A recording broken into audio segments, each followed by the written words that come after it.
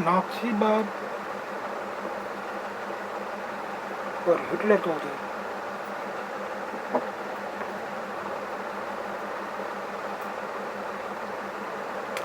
1945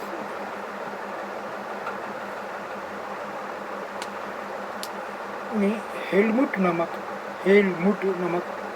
11 वर्षीय जर्मन लड़का सोच रहा था, तभी उसके माता पिता की दबी दबी सी आवाज़ें सुनाई दी।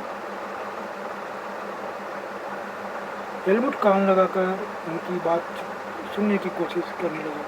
वे गंभीर स्वर में किसी मुद्दे पर बहस कर रहे थे। हेलमुट के पिता एक जाने माने चिकित्सक थे।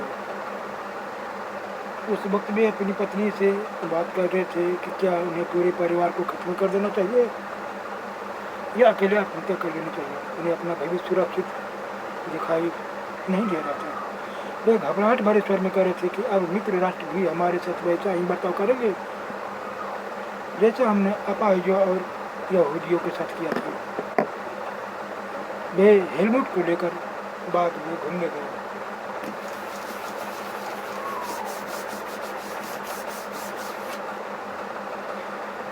यह आखिरी मौका था जब हेलमुट अपने पिता के साथ भागने गया।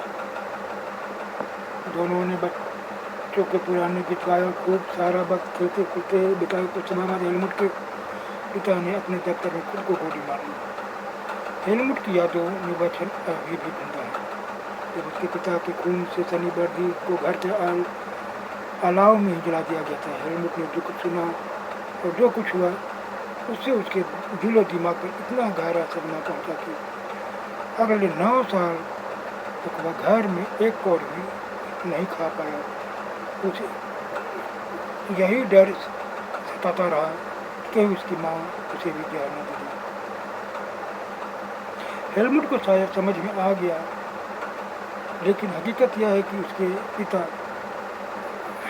नाज़ी थे।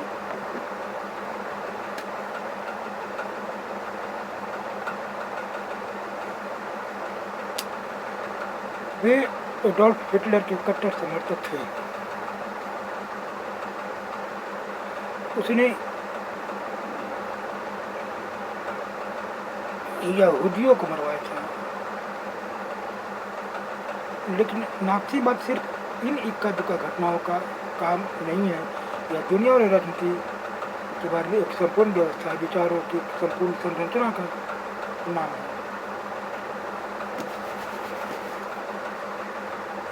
मई 1945 में जर्मनी ने मित्र राष्ट्रों के सामने आत्मसमर्पण कर दिया। हिटलर को अंदाजा हो चुका था कि अब उसकी लड़ाई का हश्र क्या होने वाला है।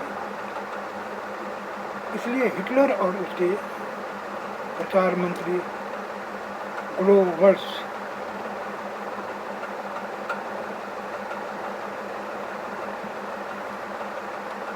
ने बर्लिन के बंकर में पूरे परिवार के साथ अप्रैल में ही आत्महत्या कर ली थी। युद्ध खत्म होने के बाद न्यूरेमबर्ग में एक अंतर्राष्ट्रीय सैनिक अदालत स्थापित की गई। इस अदालत को शांति के विरुद्ध किए गए अपराधों, मानवता के खिलाफ किए गए अपराधों और युद्ध अपराधों में नाज़ी युद्ध बंदियों पर मुकदमा चलाने का जिम्मा सौंपा गया था। युद्ध के दौरान जर्मनी के व्यवहार, खास तौर से इंसानियत के खिलाफ किए गए उसके अपराधों की वजह से कई गंभीर नैतिक सवाल खड़े हुए और उसके कार्यों को दुनिया भर में निंदा की गई। दूसरे विश्व युद्ध के साय में जर्मनी ने संघर्ष शुरू कर दिया, जिसके तहत यूरोप में रहने वाले कुछ खास नस्ल के लोगों को सामूहिक रूप से मार दिया जाने लगा। इस युद्ध में मारे गए लोगों में 60 लाख यहूदी, 2 लाख जिप्सी और 10 लाख पोलैंड के नागरिक थे। साथ ही मानसिक और शारीरिक रूप से अपंग घोषित किए गए 70,000 जर्मन नागरिक भी मार डाले गए। इनके अलावा न जाने कितने ही राजनीतिक विरोधियों को मौत की नींद सुला दिया गया। इतनी बड़ी तादाद में लोगों को मारने के लिए ऑस्विट्ज़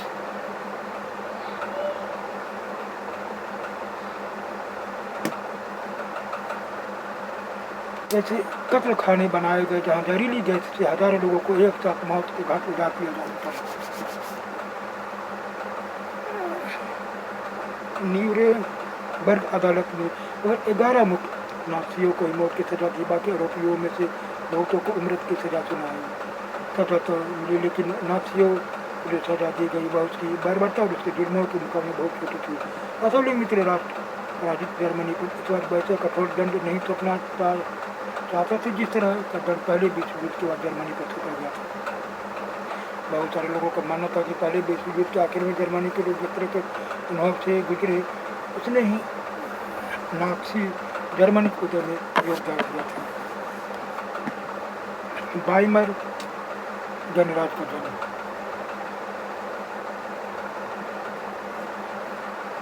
20वीं शताब्दी के शुरुआती सालों में जर्मन एक ताकतवर साम्राज्य था। उसने ऑस्ट्रियाई साम्राज्य के साथ मिलकर मित्र राष्ट्रों इंग्लैंड, फ्रांस और रूस के खिलाफ प्रथम विश्व युद्ध 1914 से 18 लड़ा। दुनिया की सभी बड़ी शक्तियाँ यह सोचकर युद्ध में कूद पड़ी थी कि उन्हें जल्दी ही विजय मिल जाएगी। सभी को किसी न किसी फायदे की उम्मीद थी। उन्हें अंदाजा नहीं था कि यह युद्ध इतना लंबा खींच जाएगा और पूरे यूरोप को आर्थिक दृष्टि से निचोड़ कर रख देगा। फ्रांस और बेल्जियम पर कब्जा करके जर्मनी ने शुरुआत में सफलताएं हासिल की, लेकिन 1917 में जब अमेरिका भी मित्र राष्ट्र में शामिल हो गया तो इस खेमे को काफ़ी ताकत मिला। आखिरकार नवंबर 1918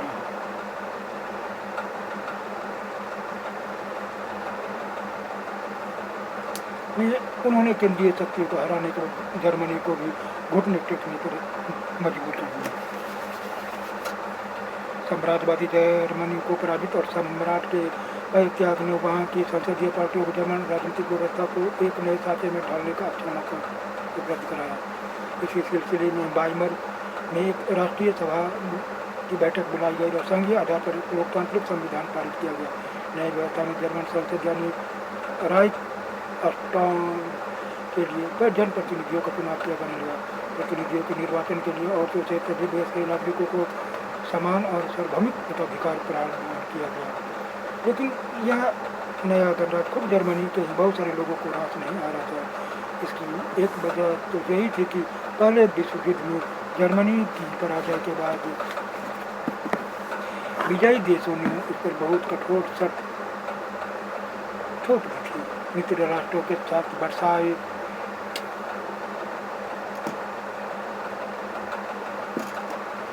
में हुई शांति संधि जर्मनी की जनता के लिए बहुत कठोर और अपमानजनक थी। इस संधि की वजह से जर्मनी को अपने सारे उपनिवेश, तकरीबन 10% आबादी, 13% भूभाग और 75% लौह भंडार और 26% कोयला भंडार फ्रांस, पोलैंड, डेनमार्क और लिथुआनिया के हवाले करने पड़े।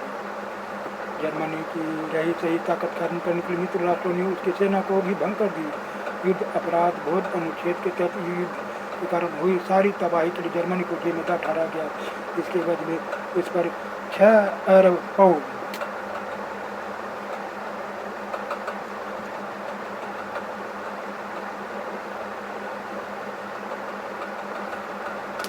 का जुर्माना लगाया गया। खनिज संसाधनों वाले राइनलैंड पर भी 20 के दशक में ज़्यादातर मित्र राष्ट्रों का ही कब्जा रहा। बहुत सारे जर्मन न केवल इस हार के लिए बल्कि वर्साई में हुए इस अपमान के लिए भी वाइमर गणराज्य को ही जिम्मेदार ठहराया।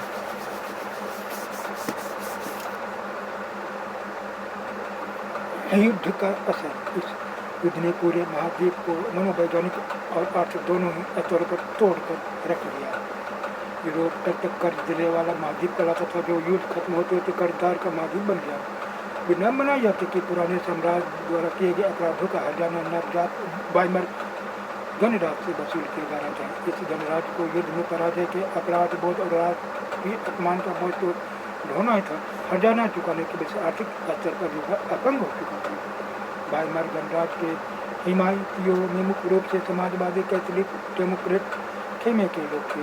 रूढ़िवादी पुरातनपंथी राष्ट्रवादी मिथकों की आड़ में उन्हें तरह तरह के हमलों का निशाना बनाया जाने लगा। नवंबर के अपराधी कहकर उनका खुलेआम मजाक उड़ाया गया। इस मनोदशा का 30 के दशक के शुरुआती राजनीतिक घटनाक्रम पर गहरा असर पड़ा। पहले उसे पहले विश्व युद्ध ने यूरोपीय समाज और राजनीतिक व्यवस्था पर अपनी गहरी छाप छोड़ दी थी।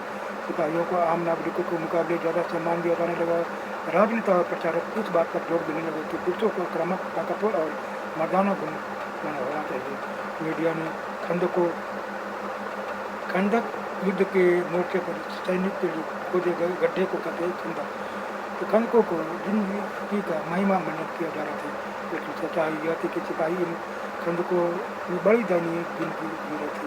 वे लाशों को खाने वाले चूहों से घिरे रहते थे।